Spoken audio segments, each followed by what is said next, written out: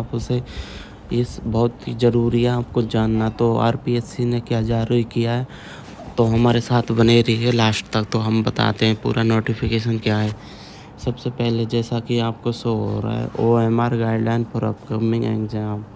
मतलब जो भी ओएमआर का पहले जो रूल था, चार वो आते थे, आवा सादा ABCD, तो अब उन्होंने बदल के 5 कर दिए हैं। तो सबसे पहले हम आपको बताते हैं क्या किया है क्या नहीं किया है। सबसे पहले जैसा कि आपको दिख रहा है, 1 मिनट बता देते हैं। जैसा कि आपको दिख रहा है, OMR guideline for upcoming exam conducting bye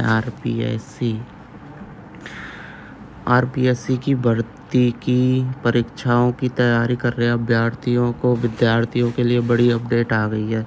तो भाइयों, ये बहुत ही बड़ी अपडेट है, प्लीज़ ध्यान देना इस पर। राजस्थान लोक सेवा आयोग आरपीएससी द्वारा आयोजित होने वाली परीक्षाओं के पेपरों के सवाल पहले 4 विकल्प रहते थे, ABCD आवा सादा, लेकिन अब उन्हीं चारों को बदल के अब 5 कर दिया गया है। मतलब पहले 4 होते थे ABCD, तो उनको अब बदल के 5 कर दिया गया है। तो 5 कैसे किया है, तो हम आपको बताते हैं। यदि अभ्यर्थी किसी प्रश्न का उत्तर नहीं देना चाहता, मतलब किसी को अभ्यर्थी, मतलब पहले ऐसा होता था कि किसी को कुछ आ नहीं रहा ABCD में, तो वो उसे खाली छोड़ देता था, लेकिन अब ऐसा नहीं है। तो उसे 5वें विकल्प चुनना ही पड़ेगा। ये करना ज़रूरी है, आप खाली नहीं छोड़ सकते। जैसे पहले ABCD आता था, तो हमें कोई आता था तो हम उसमें से एक टिक कर देते, लेकिन नहीं आता था तो हम उससे खाली छोड़ देते। लेकिन अब ऐसा नहीं है, आपको 5वां विकल्प चुनना ही पड़ेगा। आप ज़बरदस्ती समझ लो, कुछ भी समझ लो, आपको उसको चयन ही करना पड़ेगा 5वें ऑप्शन का। प्रत्येक प्रश्न के एक विकल्प का भरना अनिवार्य है। ये देखो, ये लिख रहा, प्रत्येक प्रश्न में किसी एक को तो चुनना ही पड़ेगा, आपको खाली नहीं छोड़ सकते। अभ्यर्थी द्वारा किसी भी विकल्प का चयन नहीं करने पर प्रतिशत, जो भी पहले नेगेटिव कटती थी, 1/3 नेगेटिव कटेंगी। अगर आप कोई भी ऑप्शन नहीं चुनोगे तो आपकी नेगेटिव कटेगी। पहले ये था कि नेगेटिव नहीं कटती थी, लेकिन इस बार नेगेटिव कटेगी।